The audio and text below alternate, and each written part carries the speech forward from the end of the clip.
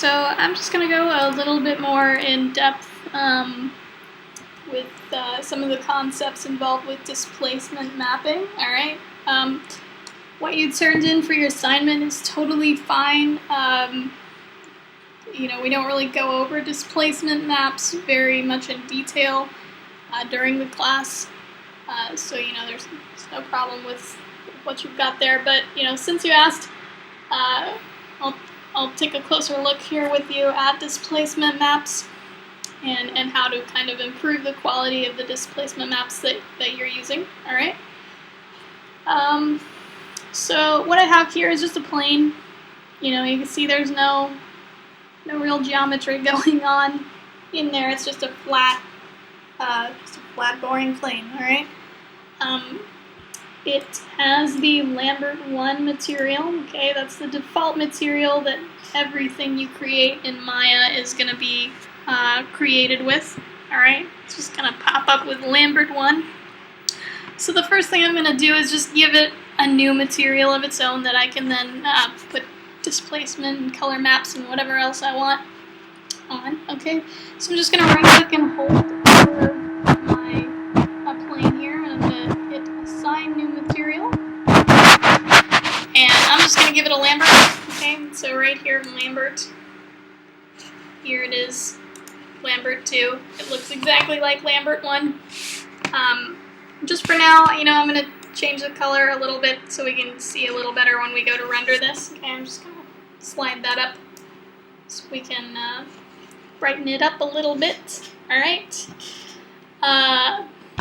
Now, one important thing to kind of look at is this tab right over here that says Lambert 2 SG. Okay, that stands for Lambert 2 Shading Group. And this is one area where we can actually add a displacement map to our material. Okay, so if you take a look down here, under Shading Group Attributes, we've got this area that says Displacement Material. Okay, and there's a space here where we can place our material. All right, if we just click on this little checkerboard to the right of the displacement material node, just click on that. It's going to bring up this menu, and we can choose what kind of material we want to use for our displacement map. All right. So I'm going to choose File because I'm going to choose my own displacement map that I have. All right. Just hit File, and it's going to pop up right here, Displacement Shader 1, File 1. Okay, so we'll come to the File 1 tab here. And right here under Image Name is where we can choose a file that we want to use from our computer somewhere. Okay. Now normally you'll have all these things organized into a project folder. I don't at the moment since this is just kind of an example thing. But if you're working on a long-term project, you will want to create a project folder for things and keep your displacement maps in your source images folder. Okay, mine are just hanging out on my desktop right now. So I'm just going to click on this little folder next to image name, and that's going to allow me to browse my computer and choose a file. Mine's just sitting on my desktop, as I said. I'm just going to use this nice cobblestone image that I just pulled off the internet, and we'll just hit open. All right. As soon as we do that, our displacement map exists. So we can go ahead and render it, and let's see how it looks. And you can see it looks not great at all. Doesn't look like cobblestone, certainly. Okay, I'm just going to hit this little keep image button right here so that we can kind of keep a track record of how our renders are looking. Okay. So, alright, what gives? That didn't really look... I've got this nice picture and just doesn't look like that. There are a lot of different things that we can adjust with our displacement map to really improve how it looks, alright? So I'm going to just click on my plane here, alright? Now, if you come over to P-Plane Shape 1, right here, this tab, or if you have something other than a plane or different shapes, you know, there'll be something in here that's P whatever shape, and whatever number. Okay, so there'll be something similar. We just come over to this tab, and you can see a whole bunch of different little areas here, little headings. Okay, there's one called Displacement Map right here. We can just click on this little arrow, and that's going to bring up some sliders that we can use to adjust our displacement map. I'll just go ahead and tell you right now, these sample rate controls are going to control the level of detail that we get from our displacement map. So, you know, right now they're relatively low. This is why we're getting, you know, pretty smooth render. So, you know, we can move these up, and we can move them up a lot if we want. Just know that whenever you are moving these sliders upwards, your render is going to get more detailed. However, your render time is going to go up, okay? So it's going to take a little longer to render this time. Okay, so this is what we've got now.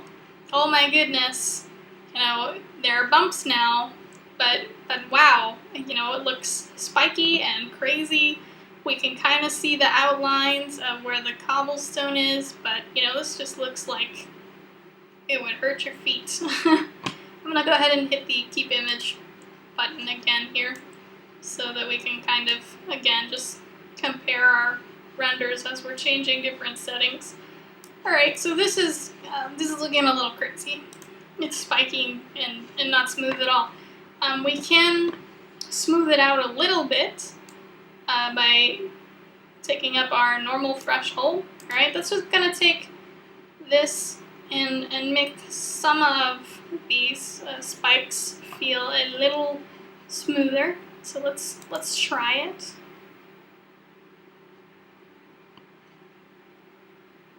Alright, so, you know, we can see things smoothed out a little bit, but they're still pretty wildly bumpy. Alright, so if we just kind of compare that to before, you can see where it was very spiky. Now things are looking a little smoother, but, you know, still not quite right. So what's happening here is that our bump map is a little too strong, okay? So every teeny tiny little bump in the stone is making this great big spike, okay? So we really need to just kind of turn the volume down, if you will, on our bump map, or, sorry, excuse me, displacement map. And if I have been saying bump map, forgive me, I do mean displacement map. There is a difference. So let's just kind of take it down a notch. So I'm going to go navigate back to my displacement map. I'm going to access it a different way this time, okay, just to show you. We can go up to Window, Rendering Editors, Hypershade, okay, and it's going to bring up this big crazy looking window. You can see right here, displacement, okay. If we click on this, it's going to bring up our displacement map right over here in the attribute editor for us, okay. We can just get rid of that, close that window down. That's a window for another time. So here we are. We've got our map picked out, and we can actually, you know, come down here to color balance, all right? And there are a lot of different settings in here. Now, the values that the displacement map is having are based on a black and white version, a grayscale version of this image that we have, okay? And the grayscale version of this image is referred to as alpha, okay? Alpha is just a representation of this picture using only black and white and gray, okay? So, here in alpha gain, we can control the transparency or the contrast of this alpha image, all right, that's creating our displacement map. So, what that actually translates to is the more we push this alpha gain slider up, the more pronounced our displacement map will be, and the more we pull it down, the softer our displacement map will become. Okay, so I'm going to pull it down quite a bit to something like that. We'll try that. We'll see how it looks. Okay, so I've kind of pulled it down a little bit, so we'll just render that and see how that's looking.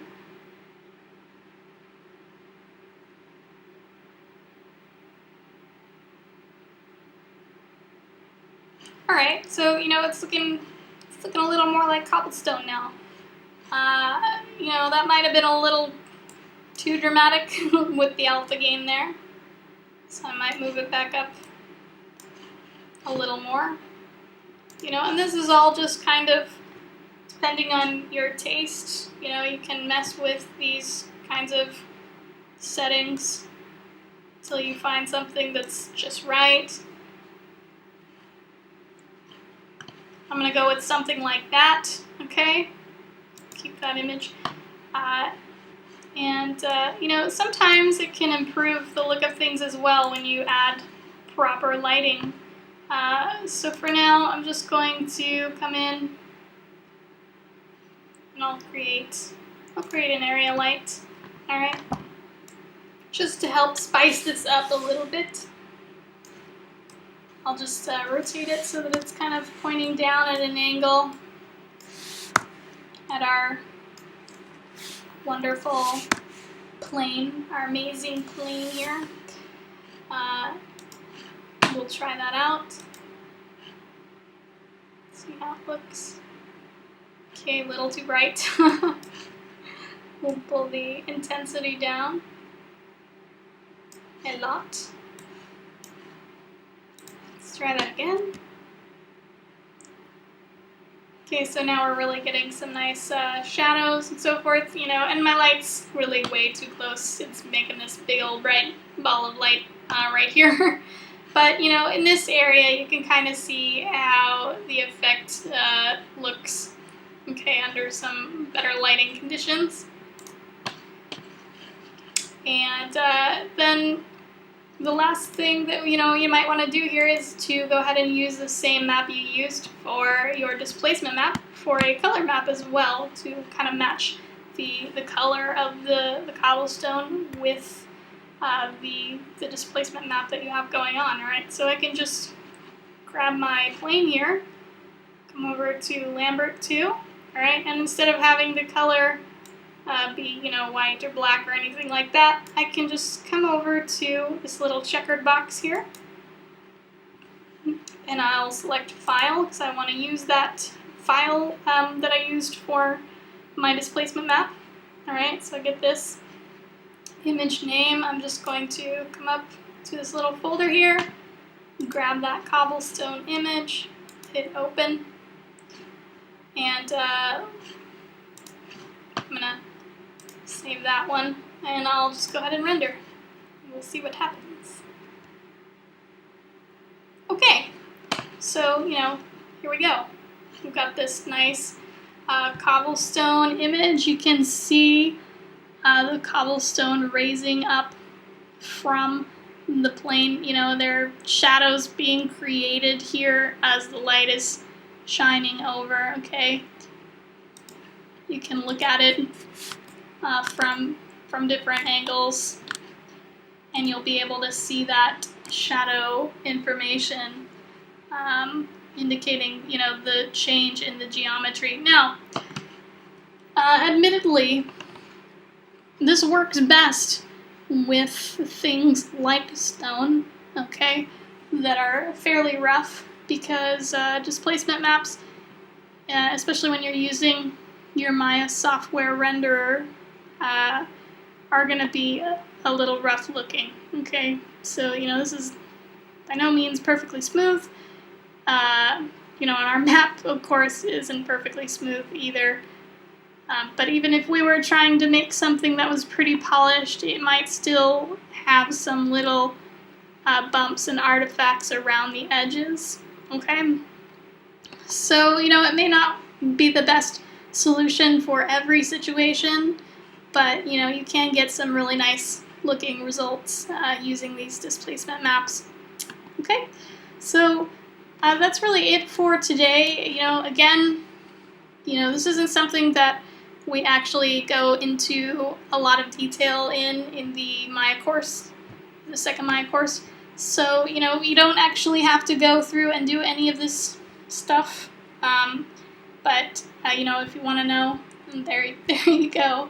That's a good place to start. And you can try this out yourself with, any image that you happen to have. And just have fun with it. Let me know if you have any questions about anything that you saw in the video today, or anything at all. And happy modeling!